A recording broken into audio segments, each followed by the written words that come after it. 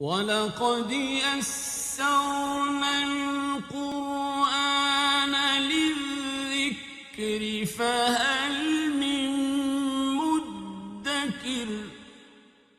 الحمد للہ رب العالمین والصلاة والسلام علی سید الانبیاء والمرسلین، اما بعد فاعوذ باللہ من الشیطان الرجیم، بسم اللہ الرحمن الرحیم۔ قابل احترام اللہ کے فضل اور اس کی توفیق سے آج ہم 13ویں پارے میں سورہ ابراہیم کا آغاز کرنے لگے ہیں، اور سورہ ابراہیم بھی اپنے سابقہ تسلسل کے ساتھ جو صورتیں چلی آ رہی ہیں وہ تقریباً ساری مکی صورتیں ہیں۔ ہمارا یہ جو دوسرا فیز ہے 10 پاروں کا، اس میں موسٹلی صورتیں ہماری مکی ہیں۔ اگر آپ نظر دوڑائیں آج سے کوئی 5-6 مہینے پہلے، تو تقریباً ہم 6 مہینوں سے مکی صورتیں ہی پڑھتے آئے ہیں۔ بہت پیچھے چل کے دیکھیں تو ہم نے سورہ یونس پڑھی تھی۔ سورہ یونس بھی کیا تھی؟ مکی سورہ مبارکہ تھی۔ آگے آئے حضرت ہود علیہ السلام کے نام پہ سورہ ہود تھی، یہ بھی مکی سورہ مبارکہ تھی۔ ہم تھوڑے سے اور آگے چلے تو سورہ یوسف پڑھی، یہ بھی مکی سورہ مبارکہ تھی۔ اب ریسنٹلی جو ہم نے سورہ مبارکہ پڑھی یہ ہے سورہ رعد۔ تو رعد کڑک اور بجلی کو کہتے ہیں، تو یہ بھی مکی سورہ مبارکہ ہے۔ سورہ ابراہیم کے نام سے بھی ظاہر ہے یہ بھی سورہ مبارکہ مکی ہے۔ حضرت ابراہیم خلیل اللہ کا بڑے پیار بھرے انداز میں اس سورہ مبارکہ میں تذکرہ ہے، اور غالب تذکرہ حضرت ابراہیم خلیل اللہ کا ہے، اس وجہ سے سورت کا نام ہی ابراہیم ہے۔ اور اس کے اندر باقی انبیاء کا تذکرہ بھی ہے، حضرت موسیٰ علیہ السلام کا تذکرہ ہے، ان کے اوپر اللہ کے جو انعامات ہیں ان کا تذکرہ ہے، لیکن سورت کا نام حضرت ابراہیم کے محبت بھرے تذکرے کی وجہ سے سورہ ابراہیم ہے۔ جب حضرت ابراہیم علیہ السلام اماں ہاجرہ کو اور جناب اسماعیل کو لے کے آتے ہیں اور وادی غیر ذی زرع میں چھوڑتے ہیں، وہ سارا تذکرہ اسی سورہ مبارکہ کے اندر ہے۔ سورت مکی ہے، مضامین بھی مکی ہیں۔ توحید باری تعالیٰ کا اس بات ہے، عقلی نقلی دلائل میں رسالت کی بات ہے، اس کے علاوہ آخرت کی بات ہے، حضور کو صبر کا حکم دیا گیا، اور جو زیادہ بڑا موضوع ہے اس سورہ مبارکہ کا وہ قرآن اللہ کی آخری کتاب ہے، اس میں کوئی شک نہیں ہے، اہل مکہ کے لیے ایک چیلنج ہے۔ اصل مرکزی موضوع اس کا کتاب اللہ ہے، اللہ تبارک و تعالیٰ کی کتاب ہے۔ آج اس کے آغاز سے ہی آپ دیکھیں گے کہ یہ کتاب کون سی کتاب ہے، لوگوں کے اوپر یہ کس طرح کا انعام کرتی ہے، یہ اس کی ابتدائی آیات کے اندر ہی موجود ہے، اور یہ مکی ہے، اور اس کے اندر تقریباً 52 آیات مبارکہ اور 7 رکوع ہیں۔ تو 52 آیات مبارکہ تقریباً ایک سورہ آیت اس کے اندر وہ ہے جو ہم ایک کاؤنٹ کرتے ہیں لیگل ورسز قرآن کی۔ تقریباً ٹوٹل کتنی تھی؟ قانونی آیات 500۔ ان 500 میں پچھلی صورت میں کوئی ایک بھی لیگل ورس نہیں تھی۔ اس سورہ مبارکہ میں سورہ ابراہیم میں ایک جو ہے وہ لیگل اور محکم قانونی آیت ہے، اور وہ ہے کہ قبر کی زندگی ہوتی ہے۔ کچھ لوگوں کے نزدیک قبر کی زندگی کا تصور نہیں ہے، لیکن اہل سنت کے آج تو جو مزید اس کی شاخیں ہیں وہ آگے چلی گئیں، لیکن اہل سنت کا جو سابقہ موازنہ تھا وہ معتزلہ اور ریشنلسٹ کے مقابلے میں ہوتا تھا ابتدائی اسلام میں، جب مناظرانہ بڑی کیفیت ہوتی تھی تاریخ اسلام میں۔ تو اس کے اندر قبر کی زندگی ہوتی ہے، اس کے اوپر ایک آیت مبارکہ ہے، جب وہ آئے گی 27 نمبر ہم اس پہ انشاءاللہ گفتگو کریں گے۔ تو سورت کا نام جی ابراہیم، اپنے مزاج کے اعتبار سے مکی، آیات مبارکہ 52، اور اس کے اندر جو بڑے بڑے احکامات ہیں وہ 5، توحید باری تعالیٰ، رسالت، آخرت، اور اس کے بعد قرآن کی اتھینٹیسٹی اللہ کی کتاب ہے، اور رسول مکرم کو صبر کی تلقین ہے۔ اب ترجمہ آپ فرمائیں گے، کوئی اس میں مشکل بات نہیں ہے، شاید اب ہم اس لیول پہ پہنچ گئے ہیں کہ کوئی لفظ ایسا نہیں ہے، شاید 90% الفاظ وہ ہیں جو ریپیٹ ہو کے قرآن میں آتے ہیں۔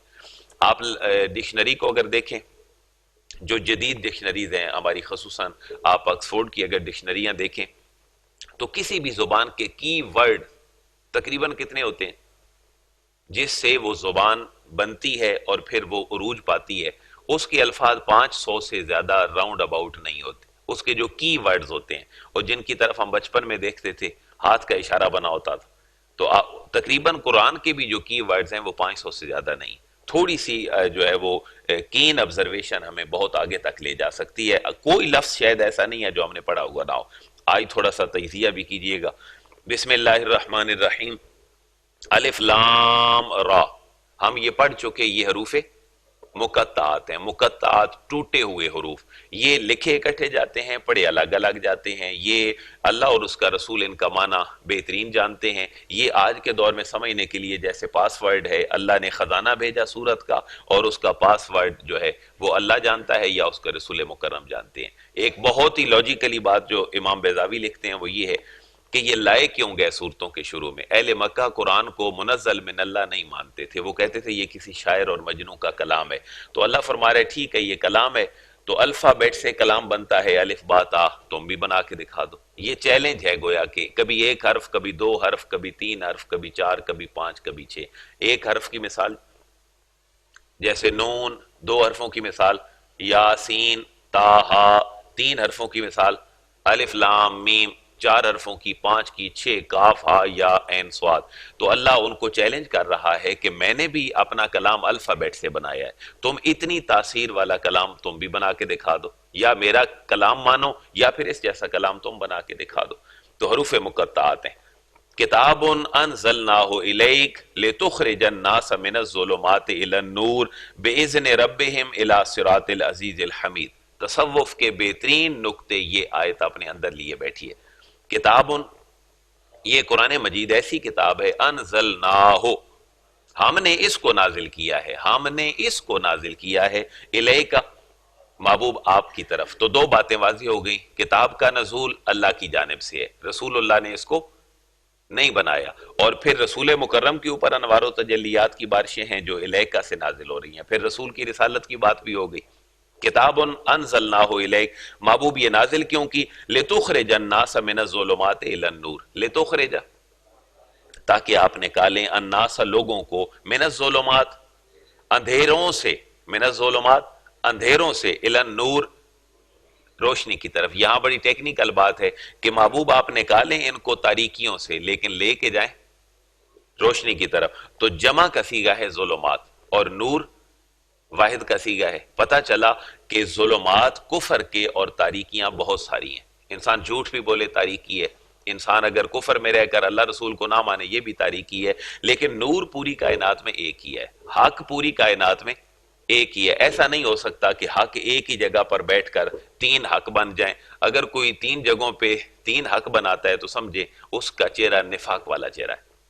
حق دنیا میں ایک ہی ہے، اس لیے کہا حضور نے، مثال ہے قرآن کی اور حدیث مبارکہ کی، کہ جو بندہ ہر بندے کی مجلس میں اسی کا ہوتا ہے تو وہ گویا کہ منافق ہوتا ہے، جو دو چہروں سے ملتا ہے، اندر کچھ اور ہے اور منہ کے اوپر کچھ اور ہے۔ تو لتخرج محبوب آپ نکالیں الناس لوگوں کو من الظلمات الی النور تاریکیوں سے نور کی طرف۔ پھر رسول اللہ کو صبر کی تلقین بھی ہے، محبوب آپ کا کام ہے صرف ان کو بتا کر نکالنا، لیکن اصل معاملہ کدھر ہے؟ باذن ربہم، اللہ کے اذن سے۔ محبوب آپ کیوں پریشان ہوتے ہیں؟ اگر ابو جہل ابو لہب ایمان نہیں لاتے تو آپ پریشان نہ ہوں، یہ معاملہ تو ہے باذن ربہم، فضل باری کا، اللہ کے فضل اور کرم کی بات ہے۔ یہ کتاب اور آپ تو ہدایت دینے والے ہیں، لیکن جو ہدایت رب نے دینی ہے وہ نہ قرآن دے سکتا ہے نہ رسول مکرم دے سکتے ہیں۔ الی صراط العزیز، اللہ کے اذن سے ہے، اور الی صراط العزیز الحمید، اس راستے کی طرف ہے جو عزیز غالب حکمت والے کا راستہ ہے، اور الحمید جس کی بار بار تعریف کی جائے، جو اس کا راستہ ہے محبوب اس کی طرف لانے والے۔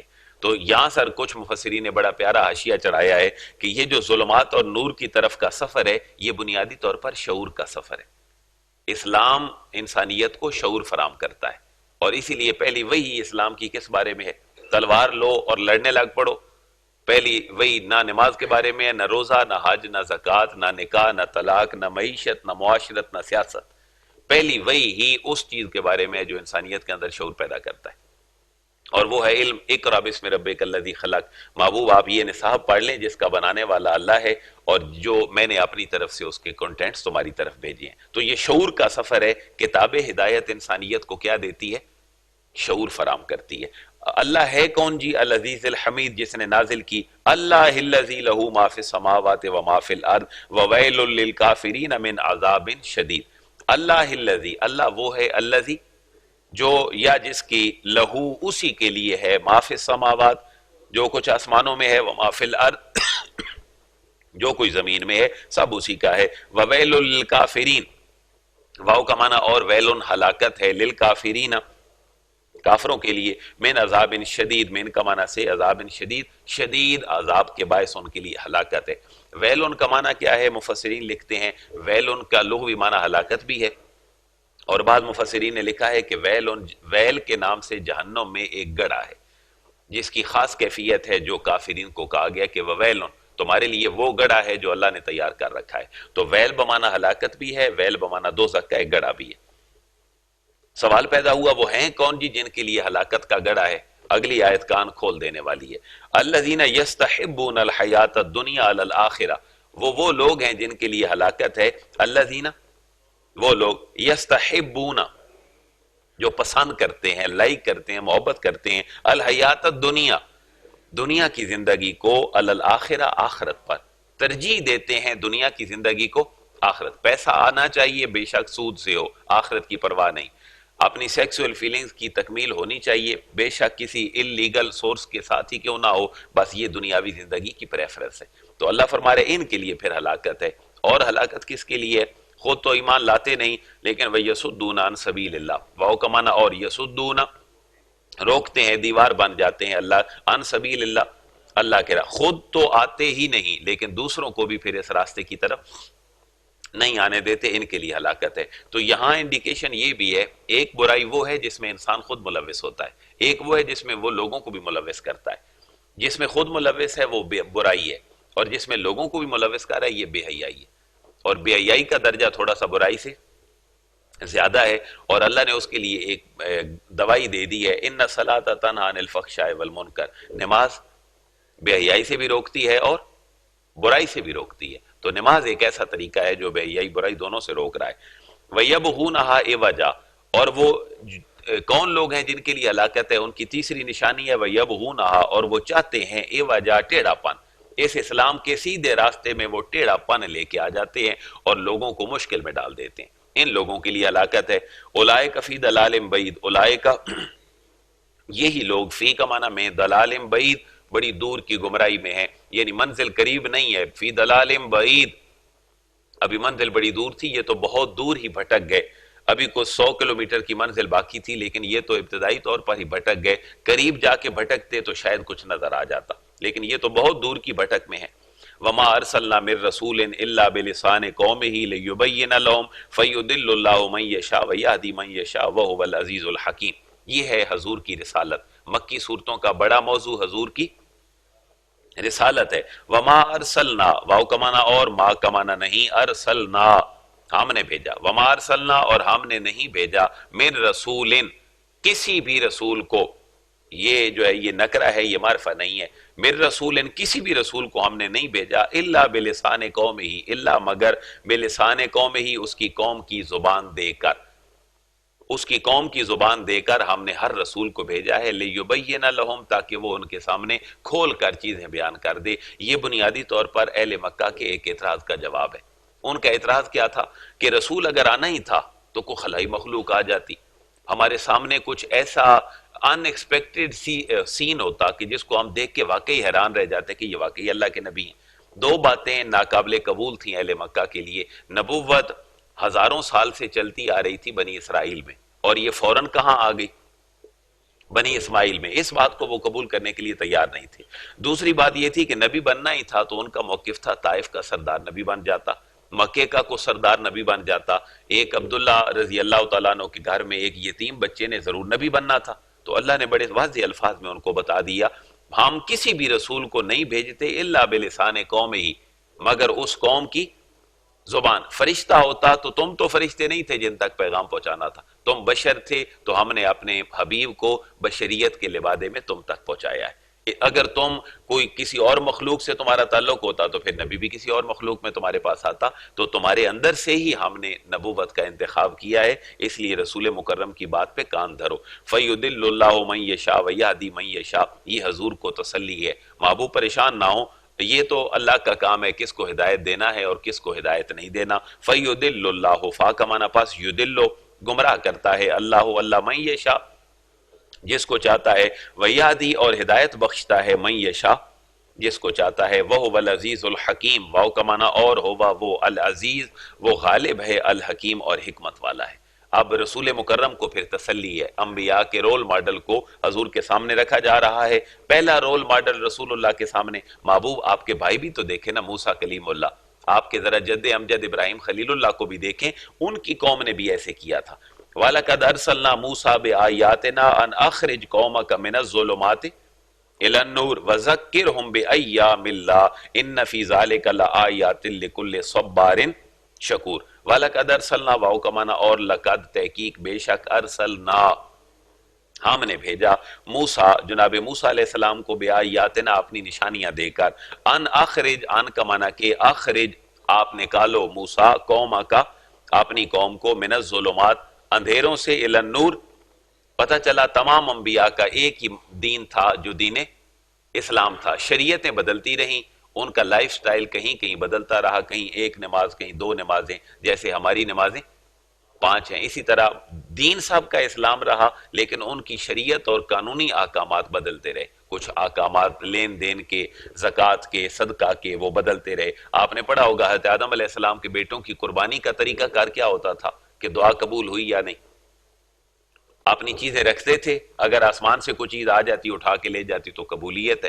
تو ہر نبی کی جو شریعت ہے اس کے اندر اختلاف رہا ہے، لیکن اوورال دین سب انبیاء کا ایک ہی ہے، جس کو قرآن نور سے تعبیر کر رہا ہے۔ بِآیاتنا ان اخرج قومک، آپ موسیٰ اپنی قوم کو نکالو، من الظلمات اندھیروں سے، الی النور روشنی کی طرف، وذکرہم بایام اللہ، واو کا معنی اور، ذکرہم محبوب ان کو یاد دلائیں، بایام اللہ اللہ تعالیٰ کے دنوں کو۔ یہ شاہ ولی اللہ محدث دہلوی نے ایک کتاب لکھی ہے، اس کا پہلے بھی ایک آدھ دفعہ میں نے تعارف کروایا تھا، اس کا نام ہے الفوز الکبیر۔ الفوز کا معنی کامیابی، کبیر کا معنی بڑی، اس کا اردو ترجمہ بھی آج موجود ہے۔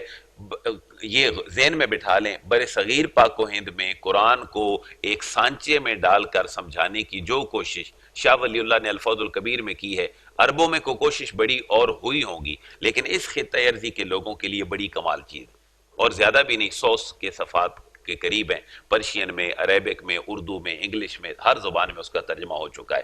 تو وہاں شاہ ولی اللہ نے قرآن کے احکامات کو سمجھنے کے لیے فریم ورک جو دیا ہے، وہ 5 حصوں میں پورے قرآن کو تقسیم کیا ہے، جس میں ایک جو سب سے پہلا پورشن ہے وہ علم الاحکام ہے۔ اس کے اندر شاہ ولی اللہ نے 500 آیات رکھی ہیں، جن کو ہم کیا نام دیتے ہیں، لیگل ورسز کا۔ کچھ پھر وہ ہیں کہ تذکیر بآلاء اللہ، تذکیر بایام اللہ، تذکیر بالموت و ما بعد الموت، تو وہ پڑھنے کے قابل ہے، بڑی اتنی مشکل نہیں ہے، بڑی آسان سی کتاب ہے الفوز الکبیر۔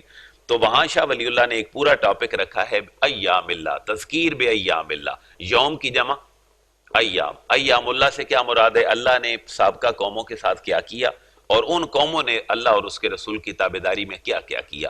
اس پورے تناظر میں جتنی آیات آتی ہیں انہوں نے کہاں ذکر کی ہیں، تذکیر بایام اللہ کے نیچے، اور وہ ہزاروں آیات مبارکہ بن جاتی ہیں، یعنی 6666 آیات ہیں، اور شاہ ولی اللہ نے قرآن کو سمجھنے کے لیے 5 حصوں میں الفوز الکبیر کو تقسیم کیا ہے۔ تو آپ اندازہ لگا لیں کہ 12 1300 کے قریب آیات ہیں جو ایک پورے سانچے کے اندر ہیں، جو قرآن سمجھنے کے لیے بڑی ہیلپ فل ہیں۔ وَذَكِّرْهُمْ بِأَيَّامِ اللَّهِ، ان کو یاد دلاؤ محبوب اللہ تعالیٰ کے وہ دن، إِنَّ فِي ذَلِكَ لَآيَاتٍ لِكُلِّ صَبَّارٍ شَكُورٍ، ان بے شک فی ذالک اس سارے معاملات میں لآیات نشانیاں ہیں، لیکن ہیں کس کے لیے، لکل صبار شکور، ہر صبر کرنے والے کے لیے، اور شکور شکر گزار کے لیے۔ ہمارا یہ رکوع مکمل ہو جائے گا، ہم اس کو 3 لائنیں اور پڑھ لیں تاکہ حضرت موسیٰ کا ذکر خیر چھڑا ہے تو یہ مکمل ہو جائے۔ وَإِذْ قَالَ مُوسَىٰ لِقَوْمِهِ اذْكُرُوا نِعْمَةَ اللَّهِ عَلَيْكُمْ إِذْ أَنْجَاكُمْ مِنْ آلِ فِرْعَوْنَ يَسُومُونَكُمْ سُوءَ الْعَذَابِ وَيُذَبِّحُونَ أَبْنَاءَكُمْ وَيَسْتَحْيُونَ نِسَاءَكُمْ وَفِي ذَلِكُمْ بَلَاءٌ مِّن رَبِّكُمْ عَظِيمٌ۔ ترجمہ آپ فرمائیں گے جی سارے، واو کا معنی اور اذ جب، کالا فرمایا، موسیٰ نے، لقومہ ہی اپنی قوم کو، اذکروا یاد کرو، نعمت اللہ کی ان نعمتوں کو، علیکم جو تمہارے اوپر ہیں، وہ کیا ہے جی، نمبر 1 اذ انجاکم من آل فرعون، اذ کا معنی جب، انجا اس نے نجات دی، کم تمہیں، من سے، آل فرعون فرعون کی آل سے جب اس نے تمہیں نجات دی، وہ کرتا کیا تھا فرعون اور آل فرعون، یسومونکم سوء العذاب، وہ تمہیں مبتلا کرتے تھے، سوء العذاب بڑے سخت قسم کے عذاب میں۔ سب سے بڑا عذاب کیا تھا، غلامی، آزادی چھین لی گئی بنی اسرائیل سے، کیونکہ حضرت موسیٰ کا فیض وہ فیض ہے بنی اسرائیل کے 70,000 انبیاء میں سے، جب حضرت موسیٰ صرف بنی اسرائیل کے اس فیض کے لیے نبی ہیں جو انہوں نے مصر میں فرعون کی غلامی سے نکال کر بنی اسرائیل کو اپنے آبائی وطن فلسطین میں لے کر جانا ہے۔ وہیں راستے کا جتنا سفر ہے وہ حضرت موسیٰ علیہ السلام کی نبوت کا سفر ہے۔ کہاں سے نکالنا ہے؟ مصر سے، اور نکال کے کہاں لے جانا ہے؟ فلسطین میں، کیونکہ آبائی وطن ان کا فلسطین ہے۔ تو اس فیض میں حضرت موسیٰ تشریف لائے، وہیں پر سایہ کس نے کیا؟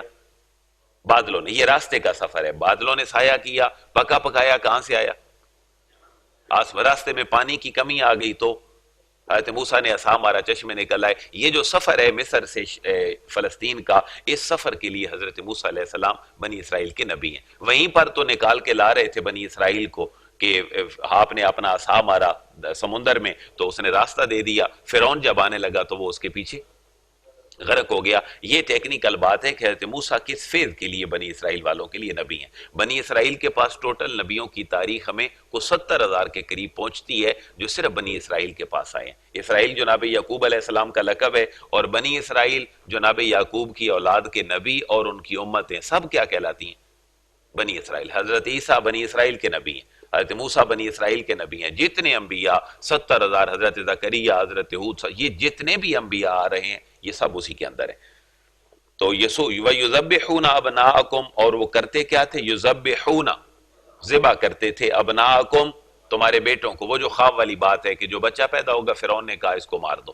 اللہ کی قدرت دیکھیں کہ جس کے مارنے کے لیے سب بچوں کو مارنے کا کہا گیا تھا، اللہ نے اسی کے گھر میں اس موسیٰ کی پرورش فرما دی۔ یہ ہے اللہ تعالیٰ کی قدرت اور اللہ کی ذات پہ بھروسہ۔ وَيَسْتَحْيُونَ نِسَاءَكُمْ، واو کا معنی اور یستحیون، وہ زندہ رکھتے تھے نساءکم، تمہاری عورتوں کو۔ وَفِي ذَلِكُمْ بَلَاءٌ مِّن رَبِّكُمْ عَظِيمٌ، یہ مِن ربکم کو اگر سکپ کریں تو آپ کو ترجمہ بہتر سمجھ آئے گا۔ وَفِي ذَلِكُمْ، اور اسی پورے پروسیجر میں تھی بلاء عظیم، بہت بڑی آزمائش۔ بلاء عظیم، بہت بڑی آزمائش تھی، کس کی طرف سے؟ مِن ربکم، تمہارے رب کی طرف سے۔ تو یہ قرآن کی بلاغت کا اصول ہے، بلاء موصوف ہے، عظیم اس کی صفت ہے، موصوف کو صفت درکار ہوتی ہے، لیکن اس کے اندر کبھی کبھی فاصلہ آ جاتا ہے، اور مِن ربکم کا فاصلہ ان کے اندر جو ہے وہ بلاغت کی اصول کے پیش نظر ہے۔ اصل جملہ یہ تھا وَفِي ذَلِكُمْ بَلَاءٌ عَظِيمٌ مِن رَبِّكُمْ، لیکن بلاغت کی اصول کے پیش نظر بن گیا وَفِي ذَلِكُمْ بَلَاءٌ مِن رَبِّكُمْ عظیم۔ یہ اصول ہے جی ادغام کا، یہ ساکن تھا اور رے جو ہے یہ قریب المخرج الفاظ تھے، اس لیے اس کے اوپر شد دے دی گئی ہے۔ مِن ربکم، یہ اخفاء اور اس کے قواعد ہیں اظہار کے۔ وفی ذالکم بلاء من ربکم عظیم، اور اس میں تو آزمائش ہے تمہارے رب کی طرف سے، عظیم، بہت بڑی آزمائش ہے۔ آگے انشاءاللہ انبیاء کا تذکرہ رہے گا۔ اللہ ہمیں قرآن کو اس کے مزاج کے مطابق سمجھنے کی توفیق نصیب فرمائے۔ الحمدللہ رب العالمین، والصلاة والسلام علی سید الانبیاء والمرسلین، ربنا آتنا فی الدنیا حسنہ وفی الآخرۃ حسنۃ وقنا عذاب النار۔